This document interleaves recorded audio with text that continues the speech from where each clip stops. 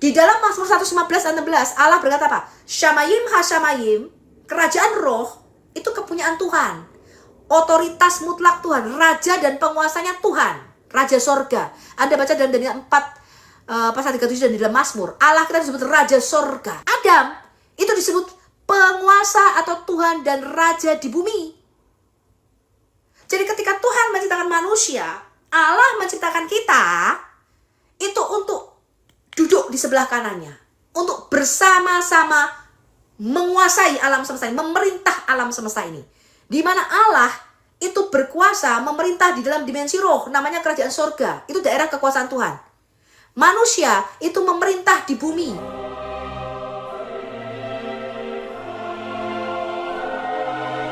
Di dalam Kejadian 1 ayat 26, Tuhan menciptakan manusia bukan menghuni surga, menghuni bumi. Ini kalau nggak mudeng-mudeng sekalian. Marilah kita menciptakan manusia supaya mereka berkuasa, bukan di surga, cong, di bumi.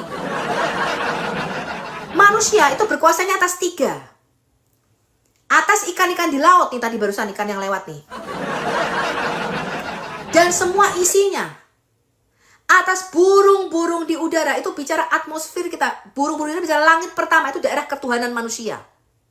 Dan atas semua binatang ternak, binatang melata, dan atas seluruh bumi. Ini daerah manusia.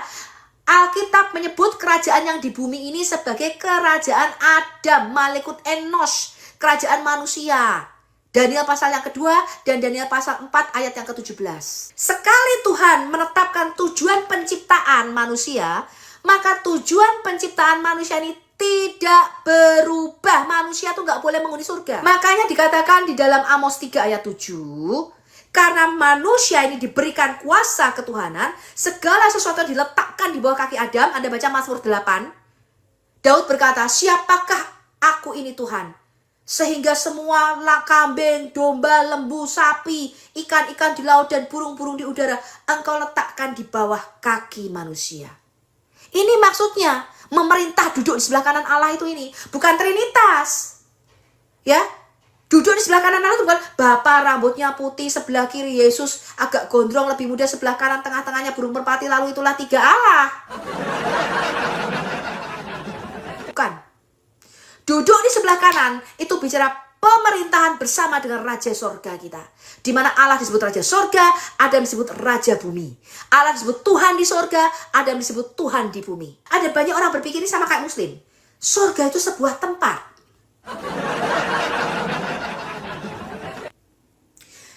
Saya tadi mengatakan apa?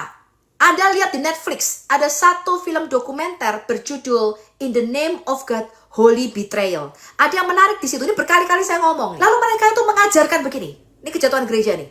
Mereka mengajarkan, surga dibagi 5. 1, surga tingkat pertama.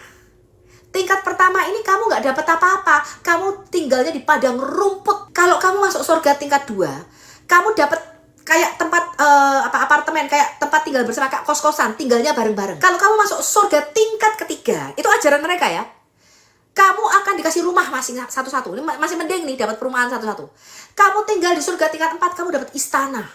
Kamu tinggal di surga tingkat kelima, namanya Yerusalem baru, kamu dapat sebuah kota. Bahkan ada gereja yang mengatakan kita sudah bikin kapleng di surga. Pokoknya kalau tidak di luar gerejaku, dia tidak selamat. Gerejaku tuh udah bikin satu perumahan diklaim di kaplengnya surga sana. Pengajaran yang keliru, teman-teman. Pengajaran yang keliru. Saya kasih tahu Anda apa yang dimaksud Yesus di dalam Yohanes pasal yang ke-14 ini. Kata Yesus kepadanya, nih perhatikan nih baik-baik nih. Tidak ada seorang pun yang datang kepada Bapa kalau tidak melalui aku. Lah ada banyak orang Kristen itu nggak ngerti mengambil ayat ini, karena kita tuh tidak tahu, banyak orang tuh tidak belajar background atau konteks sejarah, arkeologi, penulisan Alkitab kita. Mereka sering mengambil ayat ini. Yesus berkata, akulah jalan dan kebenaran dan hidup. Artinya apa? Di luar Yesus tidak ada keselamatan. Itu betul. Saya tidak mengatakan itu keliru. Tapi ketika Yesus bicara mengenai I am the way, the truth, and the life, dia bukan bicara mengenai keselamatan. No. Dia bicara mengenai tubuhnya adalah bait Roh Kudus. Saya tahu dari mana? bahwa Yesus bicara mengenai bait suci, bukan bicara mengenai tempat tinggal secara fisik. Dari sini, akulah jalan dan kebenaran dan hidup. Anda perlu tahu, ini yang gereja sering lupa mengajarkan, yaitu tabernakel. Ya, tabernakel Musa, kalau Anda lihat, miskan atau kemah Musa, kalau Anda baca di dalam Perjanjian Lama, itu terdiri dari 3 ruangan. Ruang halaman, ruang kudus, dan ruang maha kudus. Di mana di dalam ruang maha kudus ini, imam besar itu masuk setahun sekali pada hari raya Yom Kippur namanya. Ya, atau hari raya pendamaian, the atonement, ya, atau hari raya pendamaian atau Yom Kippur, setahun sekali. Ya, dimana ketika imam besar itu masuk ke dalam ruang maha kudus itu kakinya dikasih rantai, buat 5 bel, bunyi gemerincing. Kenapa? Karena kalau imam besar itu mewakili seluruh bangsa Israel, dia tuh imam, dia mewakili bangsa Israel di hadapan Allah. Dan ketika imam besar ini masuk di dalam ruang maha kudus, kalau imam besarnya ini berdosa, dia akan mati di dalam ruang maha kudus itu. Kalau dia mati, karena tidak ada yang boleh masuk ke dalam kadosh hakadoshim atau ruang maha kudus itu selain imam besar, maka mayatnya akan diseret keluar oleh imam-imam lainnya. Ngerti ya? Nah, tirai ya yang memisahkan antara pintu masuk kepada bait suci Musa, ya, itu orang Yahudi menyebutnya sebagai the way atau jalan satu-satunya itu. Karena gate-nya atau pintunya itu cuma satu. Maka Yesus berkata, akulah pintu. Yang Yesus maksud adalah bait sucinya itu. Yesus adalah bait suci Allah. Dari mana Yesus mengatakan tubuhnya adalah bait suci Allah? Anda baca di dalam Yohanes pasal yang kedua. Ketika Yesus mengobrak-ngabrik pelataran bait suci tempat orang-orang berjualan itu, ya, tempat orang berjualan itu, lalu orang Yahudi berkata, apa tandanya kamu berhak berbuat demikian? Lalu Yesus berkata apa? Runtuhkan bait Allah ini dan dalam 3 hari aku akan membangunnya kembali.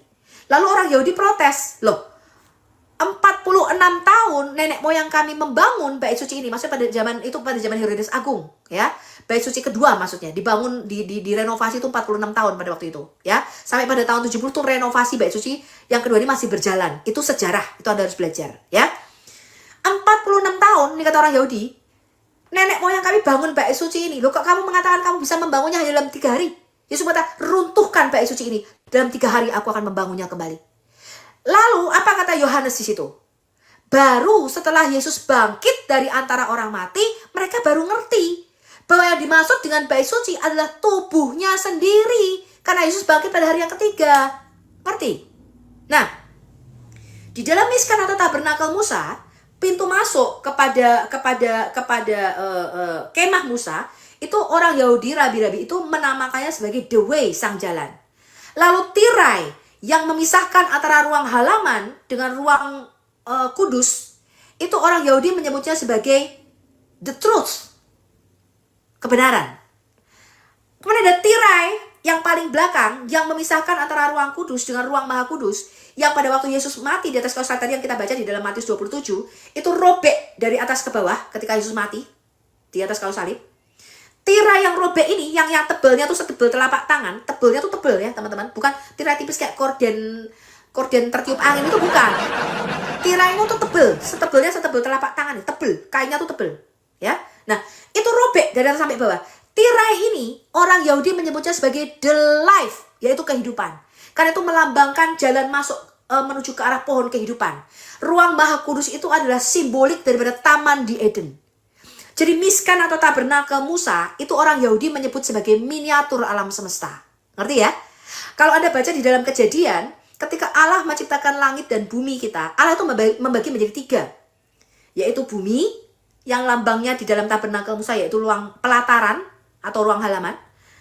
Lalu daerah Eden itu adalah simbolik daripada ruang kudus, dan taman di sebelah timur di Eden itu simbolik daripada ruang maha kudus. Ya, makanya di dalam taman di sebelah timur di Eden itu taman yang tertutup, tersembunyi. Ya, di dalam budaya Timur Dekat Purba itu disebut taman yang berdinding tinggi, yang nggak kelihatan. Ngerti ya? Karena itu letaknya antara dimensi roh dengan dimensi materi kita. Ngerti ya? Ini berkali-kali saya ngomong. Makanya ketika Adam itu masuk ke dalam taman di Eden, Allah menempatkan manusia itu di dalam taman sebelah timur di Eden, itu artinya Adam menjadi imam besar kita yang pertama. Ini Anda mesti ngerti. Karena yang boleh masuk ke ruang maha kudus itu hanya imam besar kita. Ya. Nah, ketika Yesus bicara di dalam Yohanes 14 ayat yang ke-6 ini, akulah jalan dan kebenaran itu. Yesus tuh mau bicara mengenai dia itu bait suci gitu loh. Ngerti ya?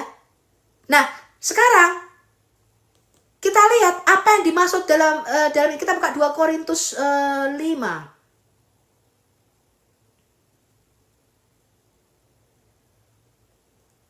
2 Korintus 5. Kita buka ayat yang ke-1. Ini karena Rasul Paulus ahli Taurat. Dia ngerti betul apa yang Yesus masukkan di dalam Yohanes 14. Kita lihat nih ya. Karena kami tahu bahwa jika kemah tempat kediaman kita ini di bumi dibongkar, di mana tempat kediaman kita ini di bumi? Ini rumah kita di bumi dibongkar. Allah telah menyediakan suatu tempat kediaman di surga bagi kita. Suatu tempat kediaman yang kekal yang tidak dibuat oleh tangan manusia. Maksudnya apa nih? Apakah rumah fisik? Kalau orang Kristen mengatakan, oh nanti jalannya dari emas, lantainya dari marmer, rumahku, istanaku di surga Bu Sofi, dari marmer. Lalu tempat tidurku dari king coil. Lalu aku punya kamar mandi, nanti aku, ini kalau Kristen, kalau Muslim hayalannya ditambahi. Nanti aku di surga Bu Sofi, rumahku besar, aku bertelekan di dipan-dipan, aku disediakan pinggan-pinggan dan piring-piring dari emas dan perak, aku dilayani oleh 70.000 pelayan laki-laki, dan aku ditemani oleh 72 bidadari berdada montok. Tidak begitu. Kita lihat nih apa yang dimaksud Rasul Paulus. Sekali lagi, 2 Korintus 5 ayat 1 sampai dengan ayat 10 kita baca. Karena kami tahu bahwa jika kemah tempat kediaman kita di bumi ini dibongkar, Allah telah menyediakan suatu tempat kediaman di surga bagi kita. Suatu tempat kediaman yang kekal, yang tidak dibuat oleh tangan manusia. Selama kita di dalam kemah ini, kita mengeluh karena kita rindu mengenakan. Dengar ya kata Rasul Paulus. Kita rindu mengenakan tempat kediaman sorgawi di atas tempat kediaman kita yang sekarang ini. Sebab dengan demikian kita berpakaian dan tidak kedapatan telanjang. Sebab selama masih diam di dalam kemah ini, kita mengeluh oleh beratnya tekanan. Karena kita mau mengenakan pakaian yang baru itu tanpa menanggalkan yang lama. Supaya yang fana itu ditelan oleh hidup. Tetapi Allah lah yang justru mempersiapkan kita untuk hal itu dan yang mengaruniakan roh kepada kita sebagai jaminan segala sesuatu yang telah disediakan bagi kita. Maka oleh karena itu hati kami senantiasa tabah meskipun kami sadar bahwa selama apa? Kami mendiami tubuh ini. Jadi kemah tempat kediaman kita itu bukan rumah ini loh. Ini loh tubuhmu, ini kemahmu, ini baitmu. Ngerti? Itu yang dimaksud Yesus. Makanya kalian mudeng-mudeng berhayal terus. Ya? Maka dari itu kami senantiasa tabah meskipun kami sadar bahwa selama kami mendiami tubuh ini dimaksud kemah ini, tempat kediaman kita ini, tubuh kita ini. Kami masih jauh dari Tuhan. Sebab hidup kami adalah hidup karena percaya, bukan karena melihat. Tetapi hati kami tabah dan terlebih suka kami beralih dari tubuh ini untuk menetap pada Tuhan. Sebab itu juga kami berusaha baik kami diam di dalam tubuh ini, dalam bait suci ini, maupun kami diam di luarnya supaya kami berkenan kepadanya. Sebab kita harus menghadap tahta pengadilan Kristus supaya setiap orang memperoleh apa yang patut diterimanya sesuai dengan yang dilakukannya di dalam hidupnya ini, baik ataupun jahat. Jadi yang dijanjikan Yesus itu bukan rumah fisik, tapi tubuh yang baru. Ini kita lihat 1 Korintus 15. Saya heran dengan orang-orang Kristen ini, apakah kalian tidak membaca Alkitab ya?